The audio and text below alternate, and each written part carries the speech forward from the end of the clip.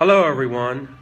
Like many college campuses, UNLV has been part of the system that has been misleading and has been spreading propaganda against particularly straight, European descent Protestant males.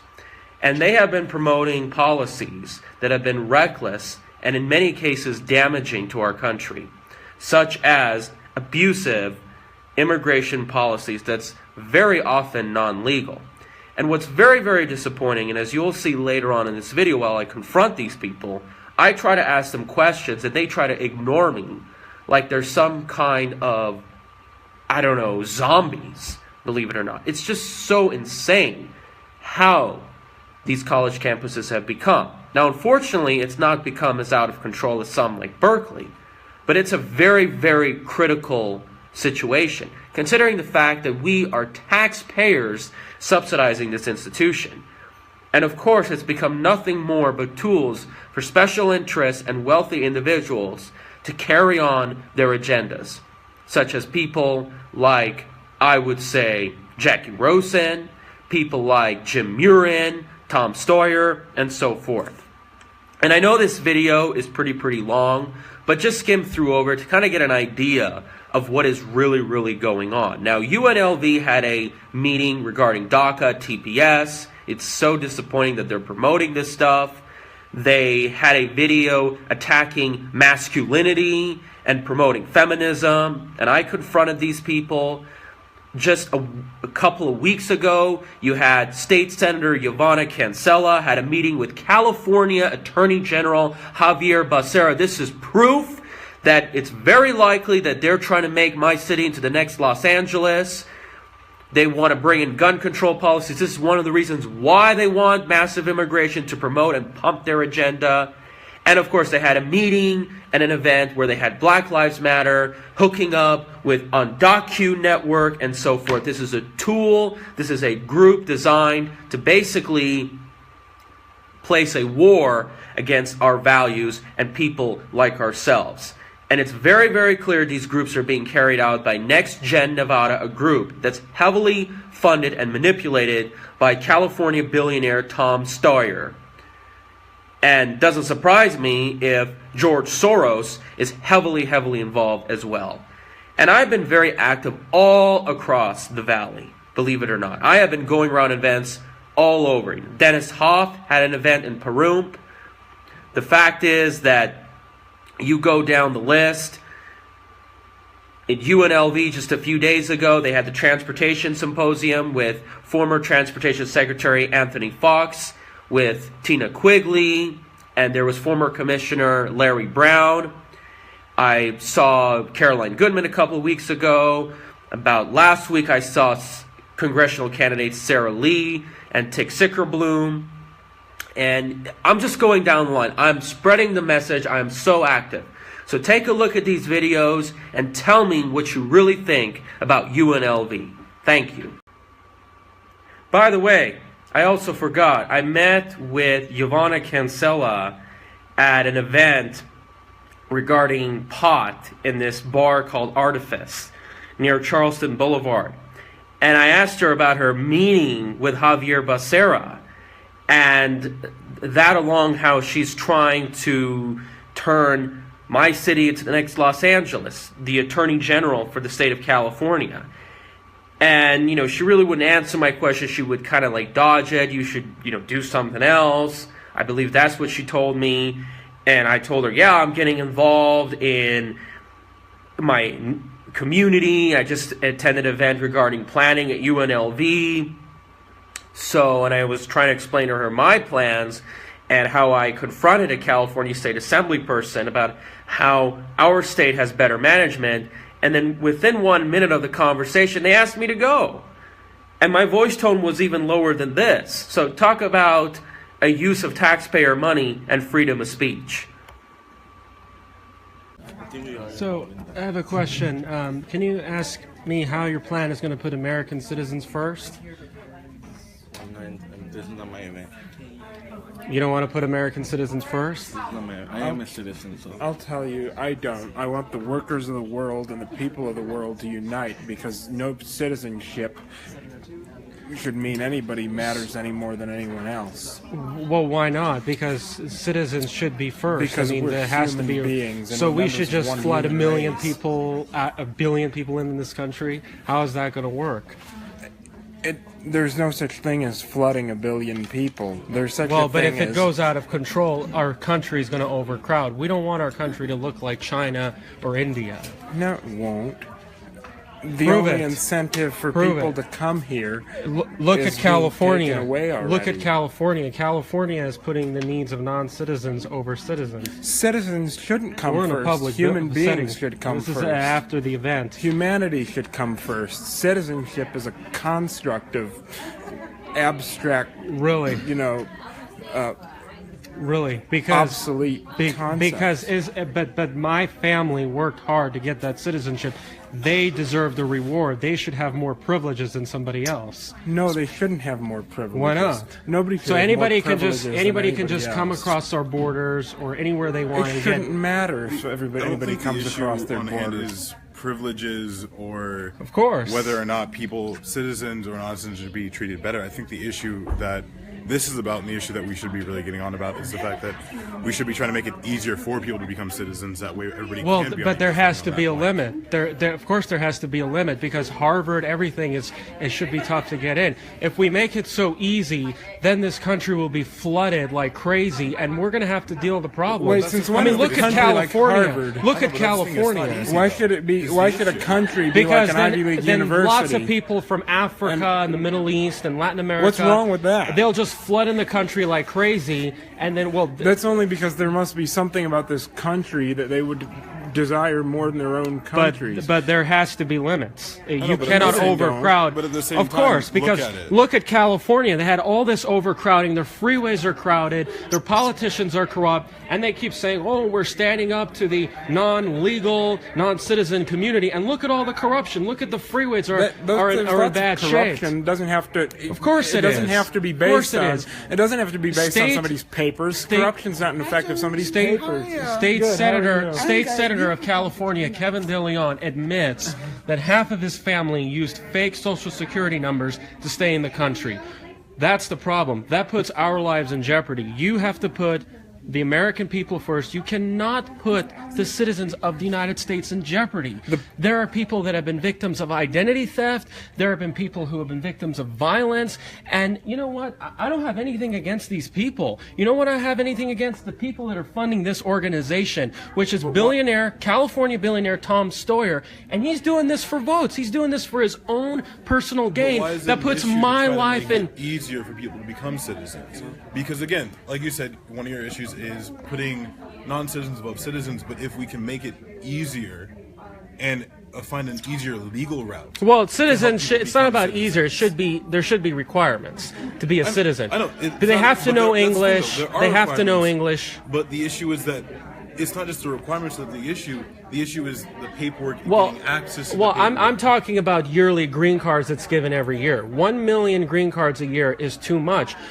Here Who are in you to Las say it's Vegas, too much? of course it is. It's too Of much. course, by what standard? By what standard is it too much to Well, let let's people look at in, it this and way. what Right now, numbers the are labor force participation rate for ages 25 to 54-year-olds is the lowest it's been in several decades. I think employment and resources should be given to the American people first. What does that have to do with Asia's labor rates?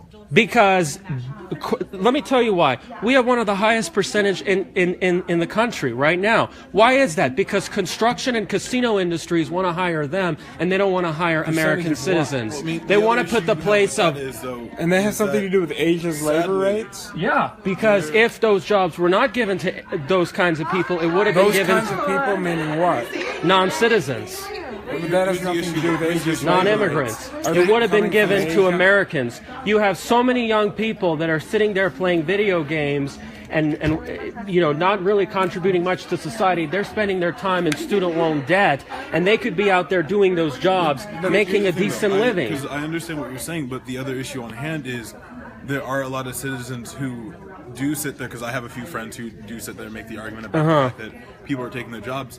But those same friends, and it pains me to admit it, but none of them actually do anything to try to get jobs.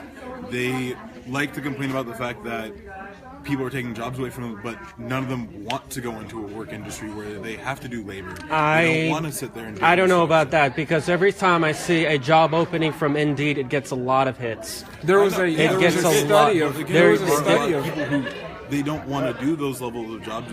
What kind of jobs? They don't want to do jobs that require hard labor. They don't like a lot of my friends who are looking for work and searching for. Wait a second. In the 1950s and 60s, this place existed. We had hospitality. We had construction. Yes. American citizens did those jobs. So if that is the case then, why can it not be the case now when our labor force participation rate has increased substantially? And again, we do have American citizens in those jobs. Again, the other issue that I'm saying is that there are American citizens who, while they do talk about the fact that they would like to have more jobs and they like to have access to those jobs, they don't want those jobs themselves. Okay, so if they don't want those jobs, then why don't we put, if a non-legal citizen is doing the job, why don't we post that job available and see if American applies? Because we'll just test it out.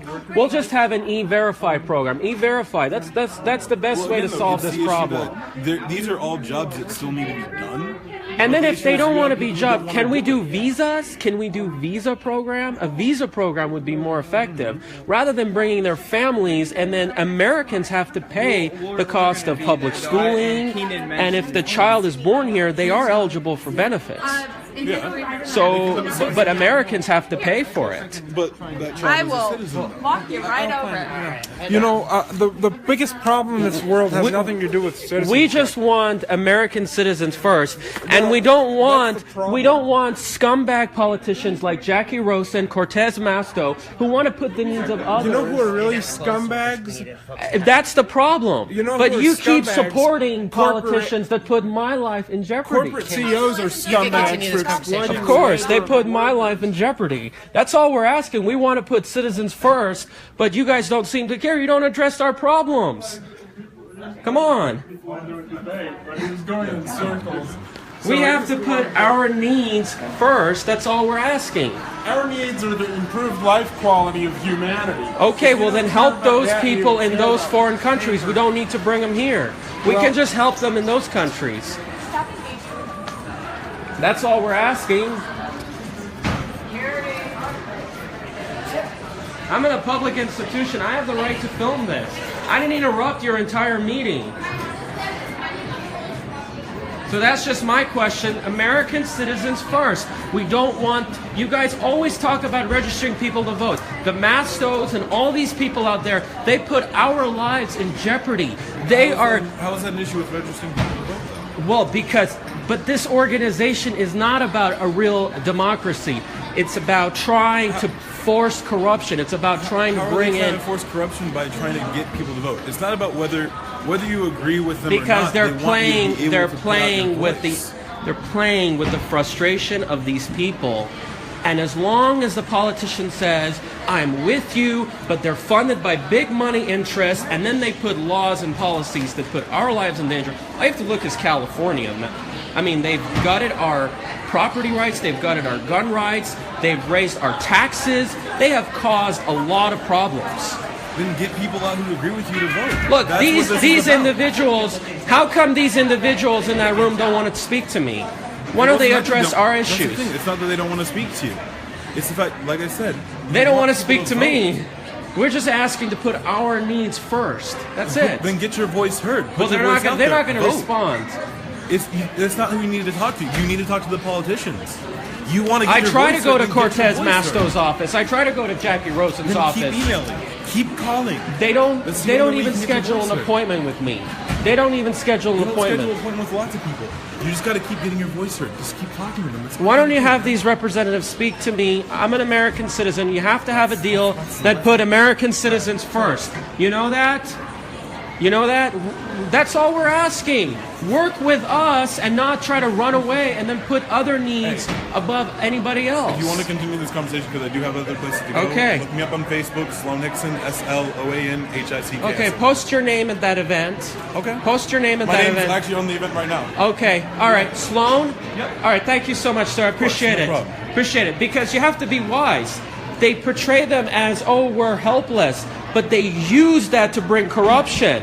Think about it. Words can be deceiving, my friend. That's a fact. Citizens first. Citizens first. American citizens first. That's what we want. We want a plan that puts American citizens first. Because we know what this is about.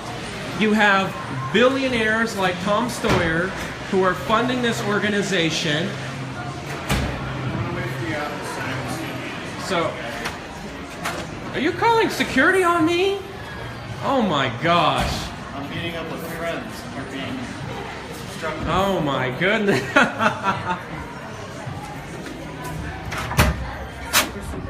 Okay, so let's talk. Let's take a look at this event right here.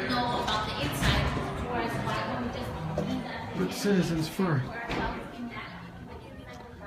So basically, there you have it. It's an event.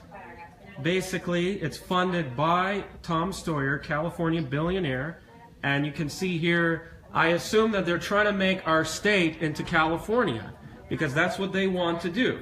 And they admit that in states like California, California State Senator Kevin DeLeon used fake Social Security numbers, his family especially. That is a fact. Okay? We know what this organization is about. It is about trying to turn our state into California.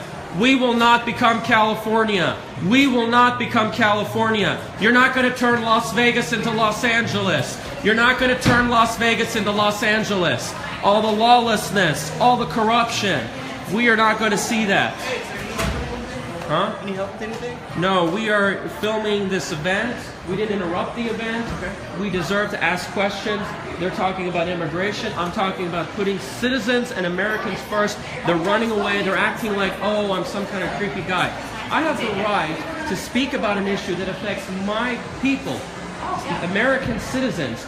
But this is about putting non-citizens first over us, and then corrupt politicians use it to walk all over our lives, and they're not willing to make a deal for us. And I'm in a public institution. I have the right to film. I have the right to record this event.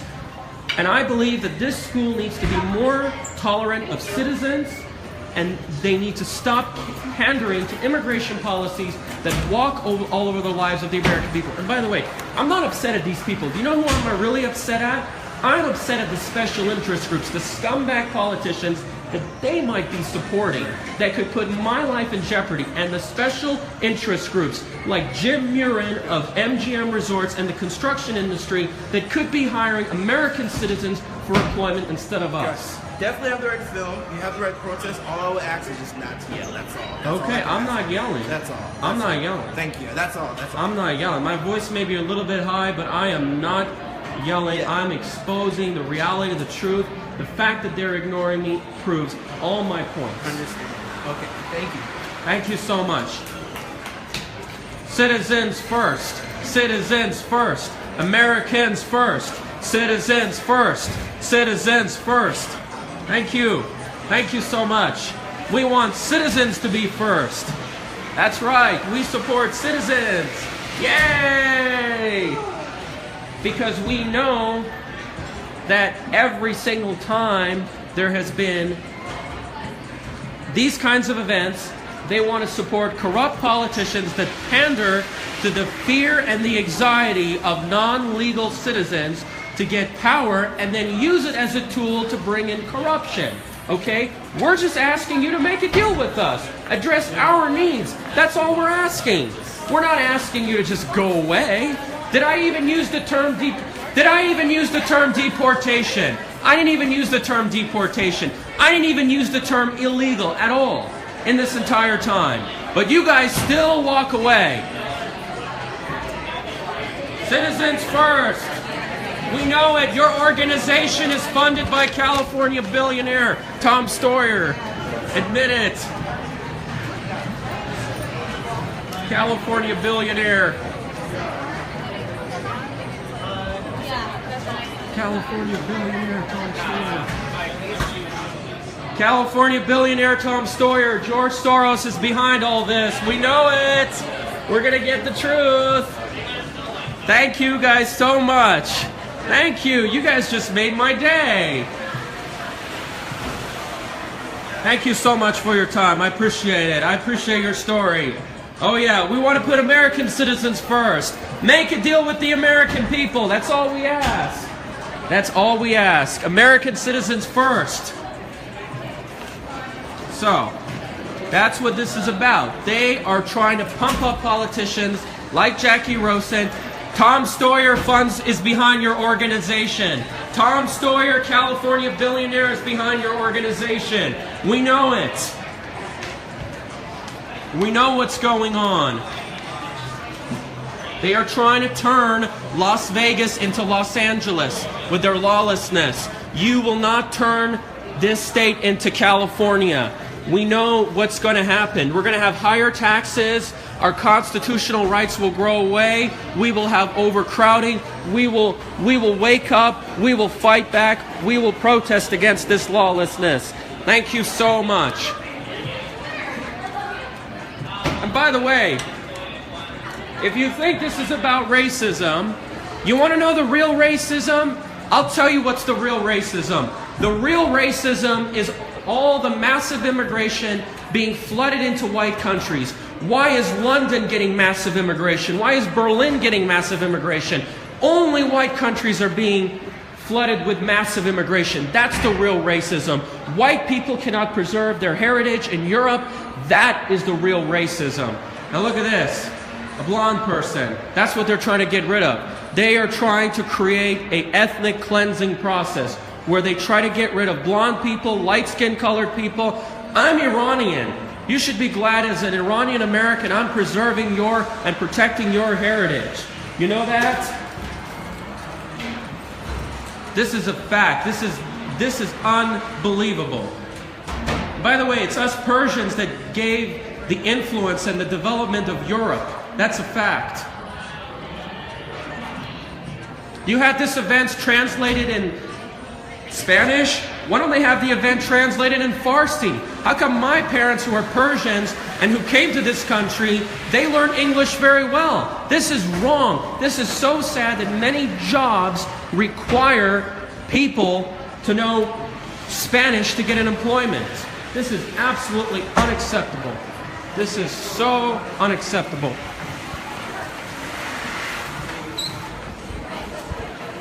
This is what they're teaching you in these college campuses. They're teaching you brainwashing. They're teaching you propaganda that diversity is our strength. We can just let in any amount of immigrants into the country. We can let in any amount of immigrants to the country, and we can do that. That's right. Diversity is not our strength. Diversity is not our strength. We support legal immigrants. Americans first. Americans first. Americans first. Americans first. American citizens first. This school does not support American citizens first. American citizens first.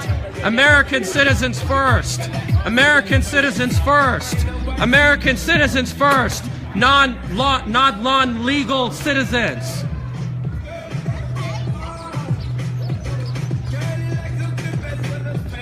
Who wants a great applause to our American citizens? They should be first.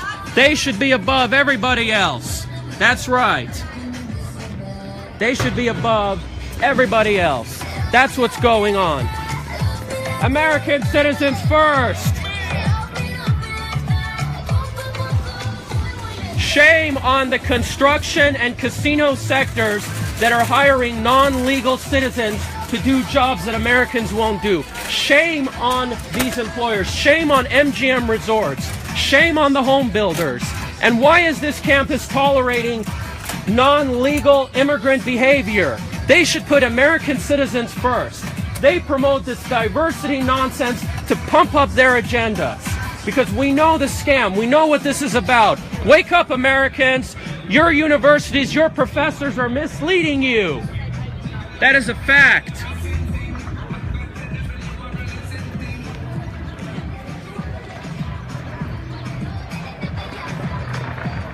All right, everybody.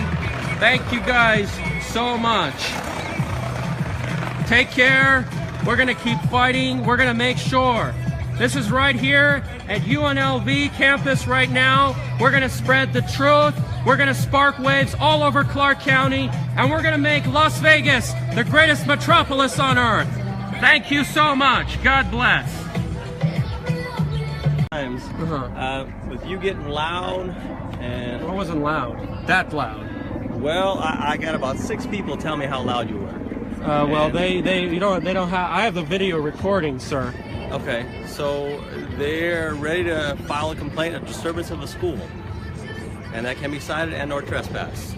Okay, fine. I'll leave the campus. So I'm just letting you know. I'm trying to be cool with you. But you are disturbing a piece of a school. Okay. So all right, but they're not answering my questions. They're just putting away, and I say, come up with a plan that put American citizens first. And then the non-citizens can have some kind of deal. They just run away and they walk away. I didn't even interrupt their entire event. No, and you've been in there. I know you've been in there, but it's right after. I didn't interrupt at all. Not one major peep. Right after the event, sir. Well, but the event's over, and I had a nice conversation with the gentleman who was for the event. I shook his hand, but everybody just retreated. So, you know, I think they just don't like my opinions, and I think they're just exaggerating the issue. 6 different people complain. Of course, because they're against what I believe in. You just need to lower it. If you want to talk to people, talk to people. When you raise your voice, sir, it causes an issue. Okay. Disturbance of peace of the school, then we'll have to cite you. Well, I am actively trying to get this immigration situation done in Clark County. I've been town hall events all over with the commissioner, city hall. I'm concerned about this. My parents did it the right way. They did it the legal right way. Right. And what I'm concerned about is you have very harsh politicians that they're using their, and I'm not against them. I'm against what they support. I'm against the deal that they are against. They want to support plans. My name is Cyrus. Cyrus. Nice to see you. Yeah, you know what I do remember, is it SIRUS? CYRUS. Yes. CYRUS. Yes. I remember. Yes. CYRUS. Yeah, and they want to put... He's allowed to be disruptive. What's your last name, Cyrus? Location. So there's no events here at this point in time. That's right. So what's your last name, Cyrus? There's no events. Huh? What's your last name, Cyrus? Why do you need it, though? Engage in conversation with anyone Nah, it's here. okay. First name's People have the okay. right to say CYRUS. That they want to put, these are very horrible politicians and special interests that want to put policies that walk all over us. And that's what I'm against. You know that there are many companies that are hiring non-legal aliens or non-legal immigrants into our country. Did you know that? We need an E-Verify program. I was at an event yesterday. I'm going to work very, very hard against this. Very clear, like a warning, saying you may not disrupt any events. Okay. But the event was over. Okay. But the student interior and the height of plaza is reserved, so they have the ability to engage in their space without being disruptive. This is unreserved, so you're free to engage in whatever speech you want out here in this space. So any unreserved space, okay, you can. But if you're getting to a point where you're disturbing a piece of a school, Cyrus, then I have to cite you. You leave me no choice because they're willing to sign a complaint with that. Okay, so all right. That's when it comes to. I'm just trying to be cool with you. Okay. I understand your point of view, but when you're getting to a point where you're disturbing the school, then we got to take action. Do you understand? Well, I was just asking some questions, and they just ran away from me, and I didn't even shout at them. I was just filming them, asking the question. They just ran away, and I have it all filmed. Asking, but when you're getting so loud to a point where we got 6 complaints, that's an awful lot. Well, I suggest you do a survey of random people and say if it was loud or not, and I think you'll get mixed results. Okay. So, Cyrus, you said you were going to leave? Okay, I'm going to go, yeah. Thank you, Cyrus. Yeah, thank you, and we're going to keep making sure that we'll have an immigration plan that benefits the American people. We don't want lawlessness, and we don't want special interests walking all over our lives, because we know the scam is about. So the fact that they didn't want to talk to me, and I didn't even disrupt the event, that shows their true colors. They could have had, if they would have been even calmer than me, we could have ended this much better. Okay. Thank you, Cyrus. All right. Thank you so much. Everybody take care. Woo! We're going to make this the greatest metropolis on earth. We are not going to turn Las Vegas into Los Angeles. We're not going to turn the state into California. But this organization, Next Gen, is funded by California billionaire Tom Steyer, for the record. Not how we want our community to be. This is not what we want in our community, right? It becomes important to assert and protect a norm that is, then it's appropriate to sort of rise up and say, wait, enough. If it's someone who has said something that strikes you as off, I think that's almost always better dealt with individually, just to get a sense of where they're at, and then you can have a conversation. And my sense is that they usually don't know. They usually aren't aware. And that they can be, again, hard on the problem but soft on the person, right? Listen, I just want you to know this is how it affected, this is how I heard it. And how did, so that is something that I try to think about, like when does it require a community response, when does it require an individual response, and like, is this a personal issue or a systemic issue? And this goes to your question, Paloma, right, which is like, what, academia is pretty good at representation, right? Look at this panel, right? Look at our appointments committee, look at the different kinds of committees we have inside the school. That's different, maybe, I'm not sure, from the private sector, that is maybe less intentional and less attentive to that. So I can't really speak to what you know more than I about what that's like out in the private sector. The hard part for academia is we're good on process, we're not so good on outcomes, right? And on what should we be assessed, right? The good faith effort to take on X issue or the results in solving Y issue, right? And that's something where we're always trying to figure out what is the best metric for holding us accountable. The man in red, I don't know your name. Scott Straw. So we can have this conversation at this level, but I wonder how we fight human nature, and I'll just give you the most current example in my life. My daughter is entering puberty now. She's been, what I could say, gender neutral growing up. She's been tomboy, she's been girly, we've always encouraged those things. And she's always been very strong-willed, and still is, especially when it comes to not wanting to do homework. But now that she's entered puberty, she's starting to lose some of her self-confidence. She's starting to defer to boys. She's not quite as aggressive, and it's disturbing. I want to fight that for her, but all I can do is be encouraging. She's going to do what she feels inside of herself. So it seems like at this level, we're a little bit more mature. We've had these experiences. We can talk about it and get things out of it.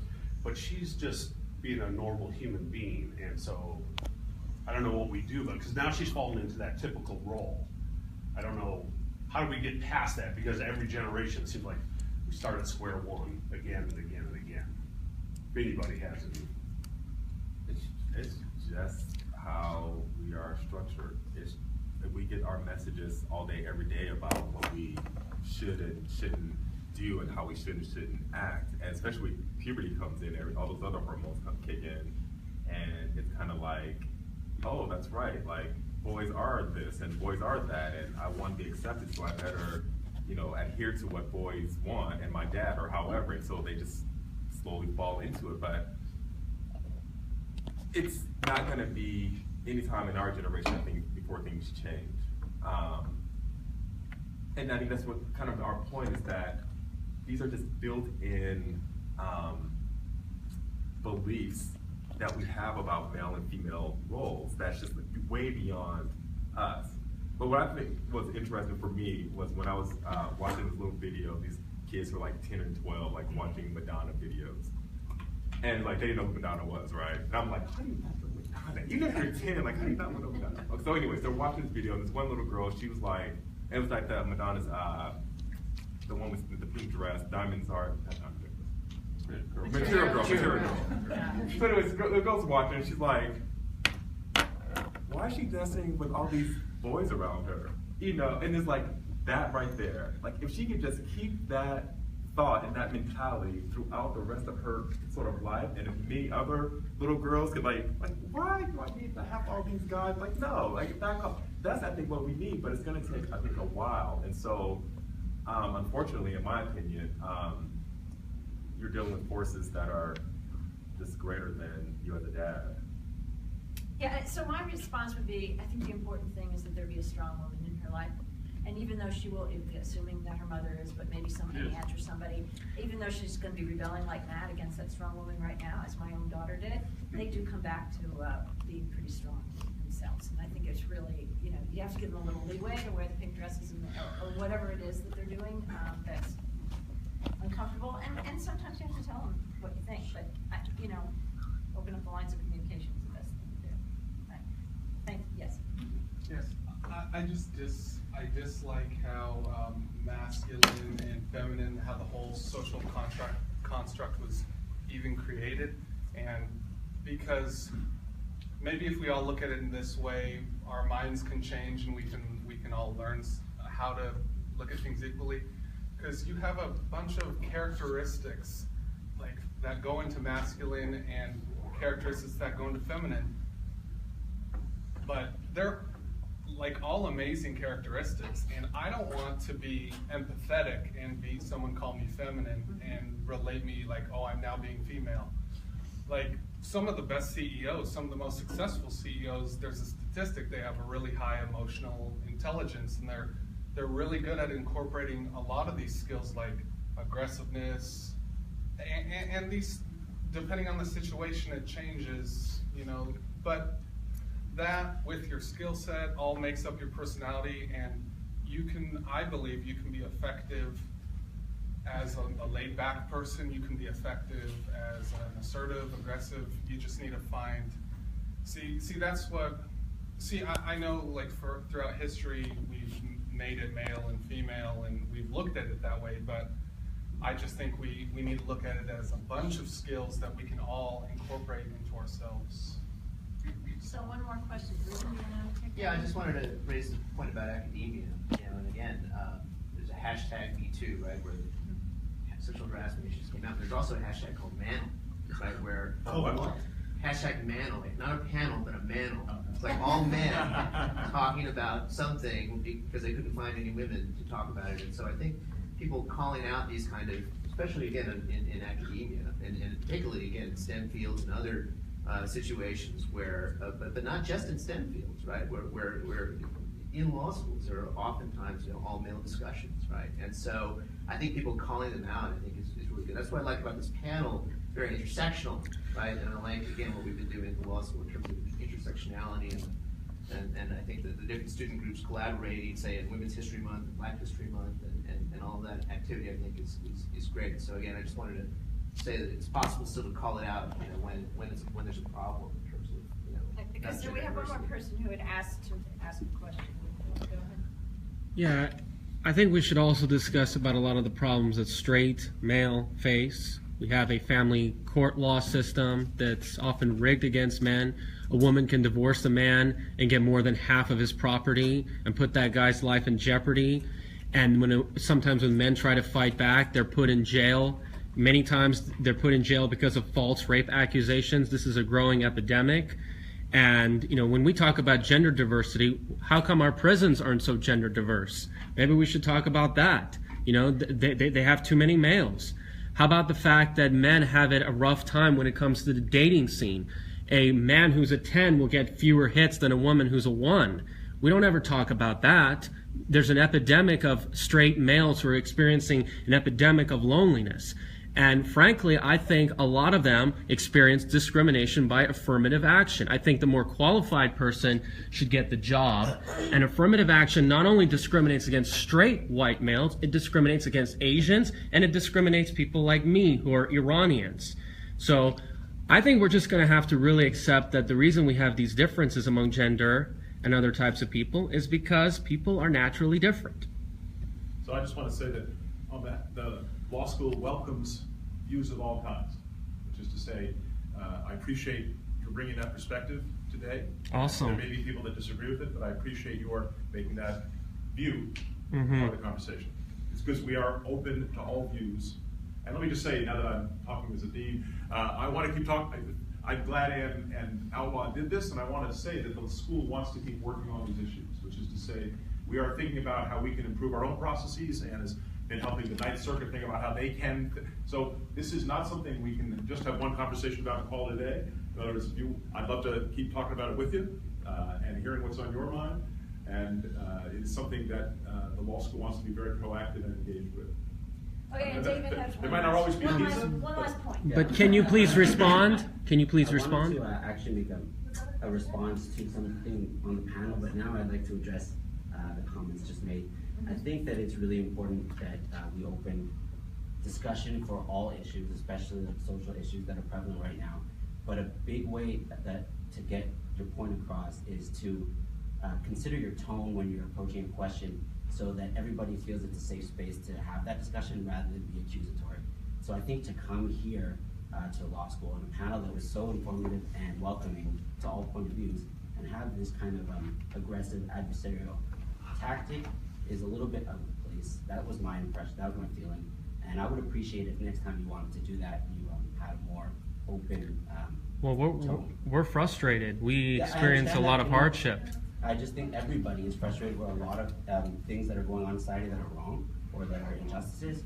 I just don't, I think if you really want to create a way of improving that, your tone and the way you approach it matters. I think that, you know, if others did it, you guys probably would have reacted differently. Well, we appreciate the fact that you actually spoke your mind. So thank you, everybody, for coming.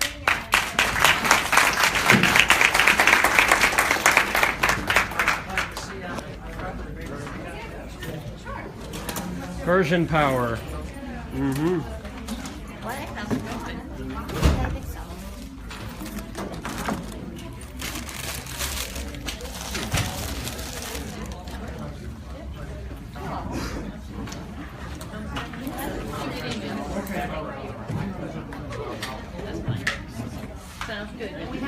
But you see, that's all the response you have. You don't have facts to tell me or anything. Come on. There's a war going on with straight males. That's a fact. Straight males who are European descent, who are Asian descent, and in Persian descent. That's a fact. Do you want to talk about that for a couple minutes? Sure, absolutely. I'd love to. Sure. I identify as a straight male, and I don't necessarily agree with you, but I'm glad that you came. Okay, sure. We have family court law systems that are rigged against men. You know that? Sure. Do you want to take a seat? I have a few minutes if you want to talk. Sure.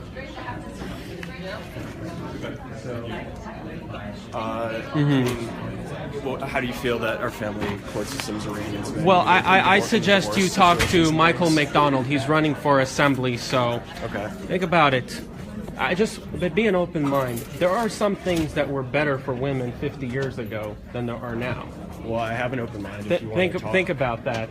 You know, if you want to have a conversation, or I don't know what you're videotaping for. If you have a certain. Sure, absolutely. We'll have a conversation. Absolutely. Sure. Go ahead. Sure. No, I mean, I want to talk to you. I'm not trying to give a speech here. Go ahead.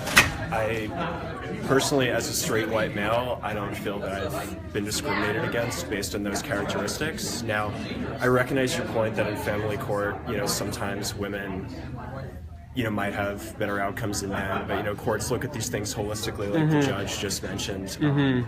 There used to be a rule that kind of favored giving custody to women, but that's not the case anymore. So, do you personally feel that straight white men face discrimination in the United States? Well, I think affirmative action really does. Affirmative action is being applied to school admissions, it's being applied to employment.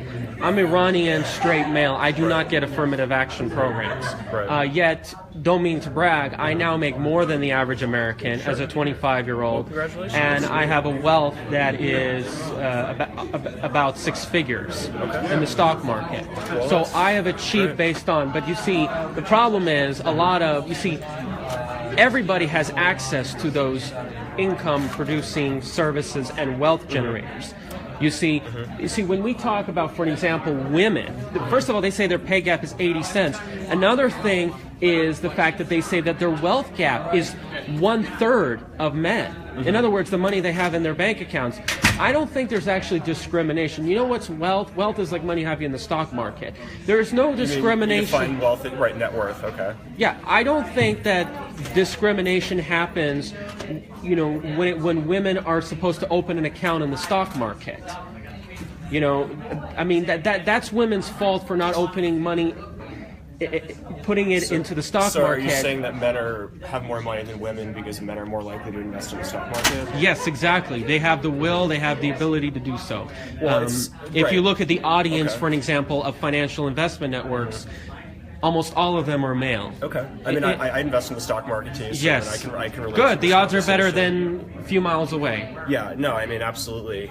That being said, right, it's easier to invest in the stock market when you have more money to invest, right? Mhm. So now we could talk a lot about the pay gap between men and women, and, there are a lot of The pay gap things is that can larger affect that. in Wyoming. Why is that? Well, There's I a don't pay know a gap lot for about Uber Wyoming. drivers too. Why Okay. is that? Well, no, but just to address your point about, you're making a lot of different points, so I can't address all of them at the same time. Okay, go ahead. But regarding the stock market, right? Of course, it's easier to invest in the stock market when you have more money, right? Because when that Mhm. money's not going to your day-to-day expenses. But I want to get back to a point you made about Well, affirmative action. isn't it because women are more emotional and they go to the mall and they find some nice item that they like, they spend it, they buy the drug? So I believe that those statements are rather completely than based in stereotypes. But And do you have any data to back this up? You're well, making look at the malls. The majority of the clothing that you'll find is for women. Macy's, Bloomingdale's. I mean, this So- is So you're suggesting that? I mean, I don't men blame are- them. The you're- clothes so- they wear is more interesting. So you're- Our clothes are so boring. Well, so you're saying that men are wealthier than women because women are blowing all of their money on designer clothes. That's I think that essentially if the they point that put you're less making. of their money in investment and savings, I think that does have an effect. So do you have any data to back up the assertion that men are more likely to invest their money and grow it, and that women who would have the same amount of money would Their blow it? wealth gap reveals it. Their savings rate reveals it. Well, again, but survey, right? 100 But when you're men. talking about a wealth gap and a savings gap, Thank you, I appreciate it. when there's a difference Please, in let's income, have an interview together. I don't consent to being videotaped. So I want to get back to the point that you made about affirmative action. So in your opinion, you're saying that people Mhm. like you, straight white males, which I identify as Mhm. well, are being discriminated against because of the existence of affirmative action. Yes, programs. correct. The test scores are lowered. But why do you think that is? I used to be in the test prep business, so I'd actually be very curious to hear I what your views think are on that. that there are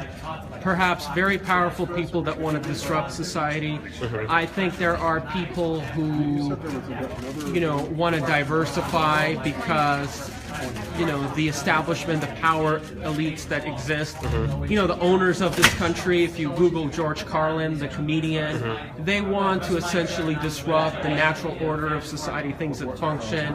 Okay. And that's a very good question. But I think So let me ask you this, because we're talking about tests, and you're making a lot of different points, so it's very hard for me to address all of them. But you're saying that basically test scores don't lie, and that if one group has higher test scores than another, then that group is necessarily better, and that a test can't be biased. That seems to be the premise that you're operating under, that a test can't be biased, that it's purely an objective measure of somebody's skill.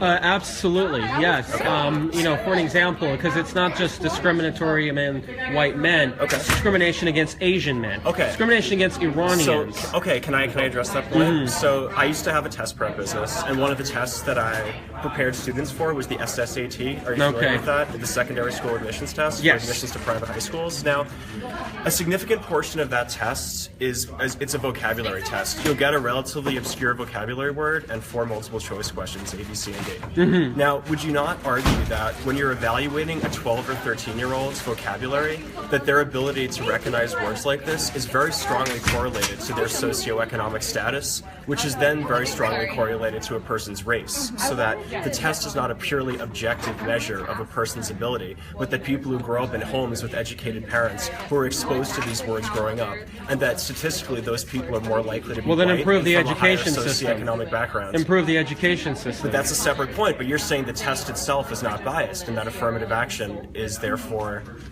discriminatory against certain groups. And what I'm saying is a test is not necessarily an objective measure of a person's ability, and that people who do well on tests that correlate with socioeconomic what status. causes low socioeconomic factors? What causes low socioeconomic factors? All right, we can talk about education. We can talk, and where does that come from? A history of discrimination in this country. Well, let's take a look at that. Many people who are minorities continue to vote politicians that waste our public school tax dollars. They continue to support them. The Cortez Masto, the Ruben Kihuen, All right, the these are Harry just talking Reids. points. Well, but look at their record on education. You didn't address my point. You're just pivoting well, to something else. You said that a test is a purely objective measure of somebody's skills and that a test can't be biased. I presented an argument that a test can be biased based on socioeconomic status that correlates with race, and you didn't really respond to my point. Well, they should. You're just blasting liberal politicians, but that has nothing to do with my point. I mean, we can talk about education. Most education is locally funded. Okay, most funding comes from the community. So if you live in a rich states and localities. If you live in a rich New York suburb where people are paying huge amounts of property taxes for excellent private schools or public schools, and then others send their kids to private schools, those kids are going to do better on those tests. Those kids are disproportionately white. But my so how question can you say is, that the test is a fair measure of a person's abilities? Most Asians and Latinos have come to this country after the 1960s. That's correct. If discrimination or something is happening, then wouldn't there, why would Asians not produce the same results as Latinos? So that's a very interesting point that you mentioned that. I actually lived in Asia for a few years, so I can cast some light on that. Most Asians who have come to this country since the 1960s come from the upper class in their countries, right? If you live in China, for example, you have more and more students coming here from China to study, and most of those students come from the upper classes in China. They can afford to send their kids to extra test prep classes. They can afford better educational opportunities for their kids. They're not just, a random mix of society. They're people who are coming from the top, so that when they come here, they're more likely to have the opportunities to, to do well and to have access to resources. Well, let me explain that why. Other people don't. Go ahead. Let me explain why. Sure. Because I think it's because if you look at the world IQ map, it will tell you that IQ levels are different across the world. So what and you're telling me, Northeast Asians have higher IQs on average than other parts of the world. And you explain how their civilizations have developed over time. Europe has developed differently from the Middle East. So essentially what you're saying is people of certain races are smarter than people of other races, and that explains these disparities. I hate to say it, but I guess we might have to admit that, because if you look at, for an example, some parts of the world, they have had a lot of problems even before European colonization.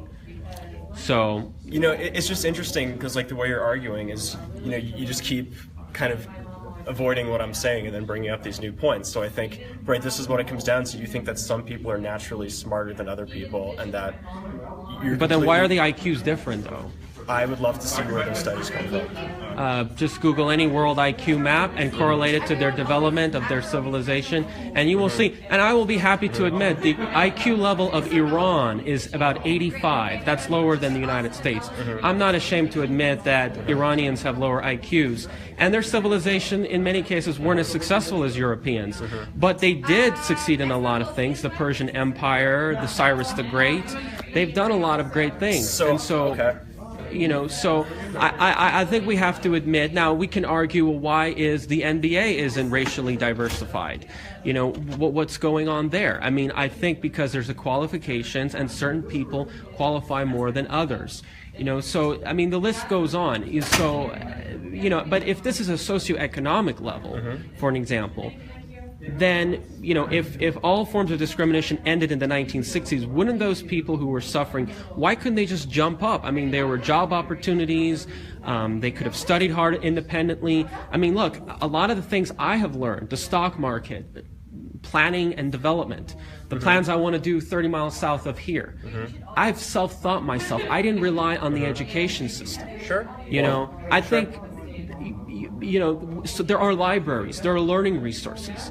There is the opening the door, but you're making it sound like there's an invisible door. So what I'm going to say right now is that I believe that what you're saying is deeply racist, and I don't just throw that term around because I think that's a very serious accusation, because you're seeking to justify significant differences between people by looking at the world map says. I'm sorry, sir. I'd love to see where you're getting this world map from, because I don't think it's any kind of reputable social scientist or any reputable psychologist has come up with numbers like this. I mean, I don't think you're using reliable statistics. So, I mean, I don't see how we can really get past that point where you're saying something is a fact and I'm saying I don't Okay, believe that so it is. give me a race or a certain group of people that you think that they're struggling. I mean, in this country, if you look at the numbers, right, African American people are not as economically successful as other groups. I mean, that's a fact. Okay. And what do you think is causing that? Now, we can argue that it is policy that is also the problem. I don't think that it's just natural. I think it's policy making. Well, you've already said that you think that I said perhaps. Certain people are stupider than others naturally. Perhaps, in terms perhaps, of, okay. because maybe that's a statistic that we can. But if you look at policy, if you look at the, for an example, the family formation of blacks, it has gotten worse over the course of decades. 70% of blacks are born out of wedlock. I think that's a significant impact. I certainly would have been impacted if I was born out of wedlock. Well, if you look at the numbers of people born out of wedlock, though, it's actually been increasing among all groups over time. But blacks are the highest. That's true. Yeah, I mean that statement happens to be true. And then the other thing is policies are not benefiting them. I think our immigration policies are getting in their way because it brings in competition for employment. Just look at Los Angeles. Many jobs that they had were heavily competed against other arrivals, and then they were gentrified from their neighborhoods, and some of them ended up moving here. If you look at the financial system, the Federal Reserve, Wall Street, they have disproportionately foreclosed among African Americans, and I think they have targeted. Well, Hillary Clinton got lots of money from Wall Street. If you look at our trade policies, many of the inner cities that blacks live in, they used to work at those manufacturing jobs. Now today, many of those jobs are gone. Maybe if Detroit wasn't so, shut down, I think a lot of them would have been more prosperous.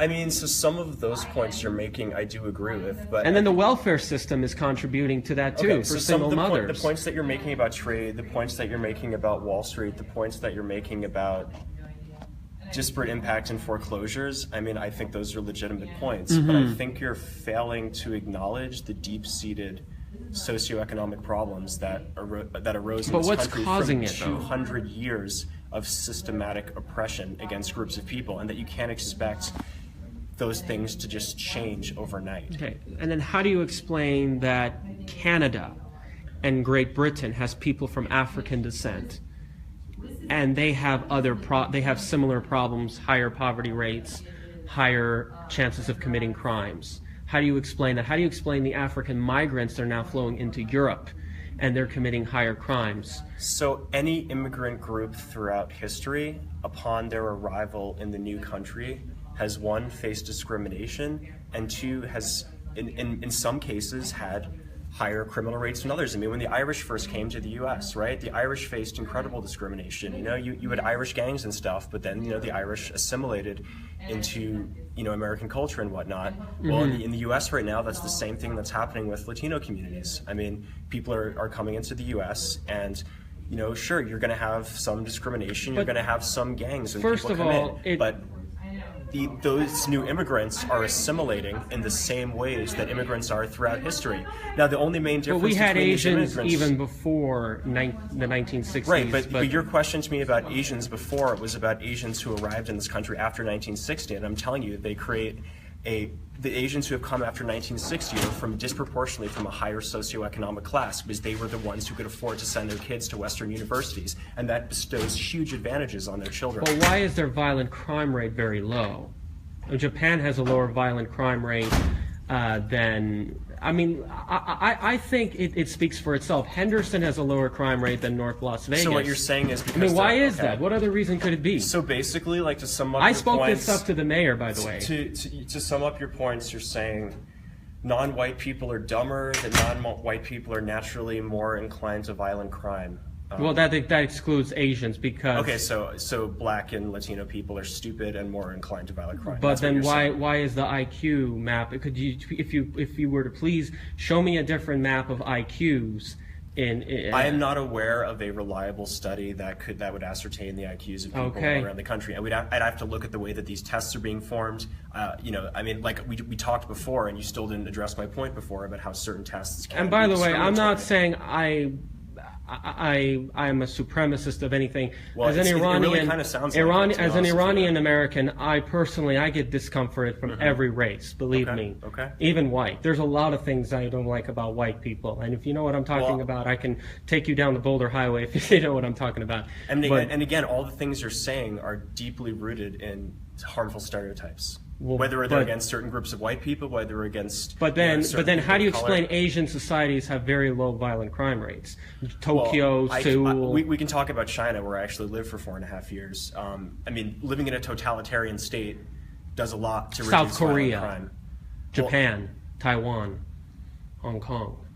I mean, look, a lot of these things are very complicated. You know, there's a very complex web of socioeconomic factors. I'm not a trained sociologist. I'm not a trained anthropologist. I can't give you all the answers to all these questions about comparing, you know, different violent crime rates in one city or another. But I can tell you, I can tell you about China, where I did live, and I can tell you that there is an incredible fear of the Communist Party, because if you're violent, if you're a disruptor, you run the risk of disappearing. So one of the same in of living Iran. in a totalitarian society. Same in Iran. So would you agree with me that when you live in a totalitarian society, you probably will be safer from street crime, but you have to sacrifice very a lot good of point, and I that. appreciate you brought that up. Now, you brought up Latinos, and you talk about gangs and everything. Well, we Iranians were just as brown as Latinos.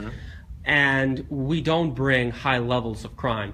In fact, Irvine, California, is one of the largest immigrant communities in America, and they're largely from Korea, Iran, Middle East, and it has one of the lowest crime rates. It's now going to beat Henderson as becoming the safest city.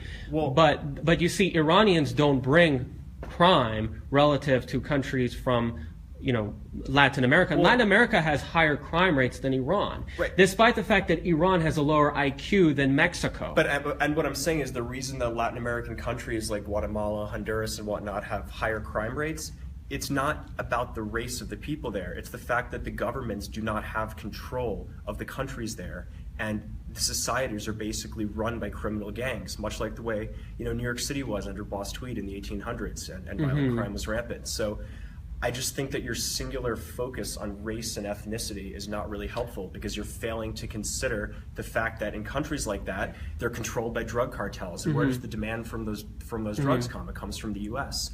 And their governments are the not CIA, and yes, we can. Yes, the CIA. We talk about the Iran-Contra so affair. We can talk about all these we things. can talk about that. We so can. you know. Thank you so much. We can argue that the world's policy, the IMF, the World Bank, has put countries in debt. But when I look at the development of Africa and compare it to, for instance, the Middle East and Asia, and they've developed differently, that tells me that people are naturally different.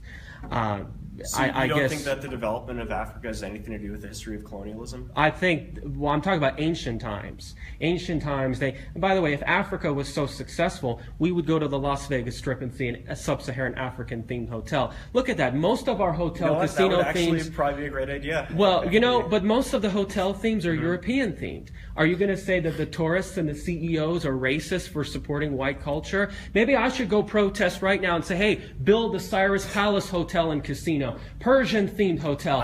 They had the Aladdin and Sahara, and they took away from it. I don't really see your point, because Las Vegas casinos come and go. I mean, look, people are going to build casinos based on whatever they think is going to attract the most people. You know, you have Asian-themed casinos being built now because you have a lot of wealthy tourists. Exactly, but I said Asian cultures have... Well, you have a lot of wealthy tourists coming from China, and they're trying to, in other Asian countries, so they're trying to appeal to those people. So I'm not really seeing your point. I mean, if CEOs, no, I don't think there's discrimination in the themes of Las Vegas Strip casinos. No, I'm not suggesting that. And if you know, MGM but or I someone think thought if building this SJW movement, it may go to that level, and we may point, Steve Wynn, you built the Bellagio, you know, you only support European cultures and the Mirage and things like that, and so. You know, I mean, look at our single-family homes, mostly European themed. Why not Middle Eastern themes? We've got identical climates. Why don't they build a building with a flat roof and tile work? That kind of stuff is just consumer preference that's determined. Okay, so consumers prefer European culture. People, you're talking about architecture. I mean, like you drive around Las Vegas. I do that for a living. Okay, that's great. I mean, so yeah, most houses in Las Vegas are, you know, a basic stucco style, which is a way to construct decent single-family housing cheaply. And you know, if people wanted other kinds of housing, then they would get other kinds of housing. But I just don't really see how this is really that relevant to our conversation. But Africa, right? But Africa, but then in music, though. But in music, though, in music, a high number of, you know, and I'm not saying IQ is an exact measure of intelligence. It just reveals we're different. It doesn't have to measure every form of intelligence. So to make no mistake, the point is, in music, blacks dominate more relative to their population. Asians in American music do not dominate. I mean, why is that? I mean, then again, you have to understand that Asians are what, 4 or 5% of the population of America, but they're not 4 or 5% of the hit music if you go on 98.5 or all these other radio stations. So, I mean, how do you explain that? I think you have to understand genders and especially gender, because you have to understand, people can argue we don't have enough females in oil drilling. We don't have enough females in garbage collection. We don't have enough females in gardening. We don't have enough females in mining.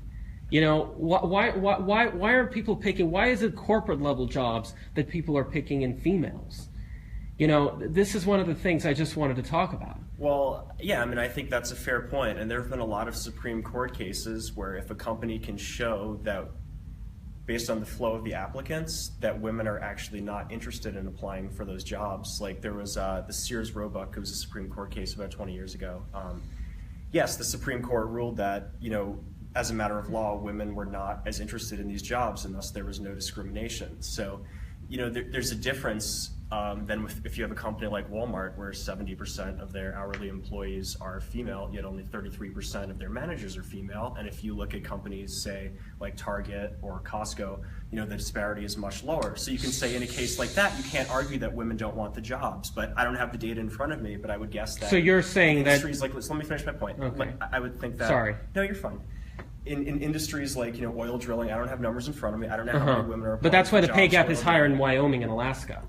And okay, I mean that might be there might be something to that if a lot of the jobs are in oil drilling and fewer women are applying to jobs in oil drilling. So I don't think just the fact that there's a pay gap necessarily means there's discrimination, but it at least creates an inference of discrimination where you could examine the issue further. Okay, so But promotions like is Walmart, so you're saying that you can't argue that women don't want to be promoted. Okay, so you're when saying they do in other similar companies. So I'm saying there is evidence of discrimination there, and it requires further investigation. Okay, that's a good point. So you're saying that it's promotions is where the discrimination is happening. Well, it could be in promotions, it could be in hiring. I mean, there's a lot of data that shows a lot of different things. Well, But you have to look all at the each company CEOs individually. of the strip hotels are still male.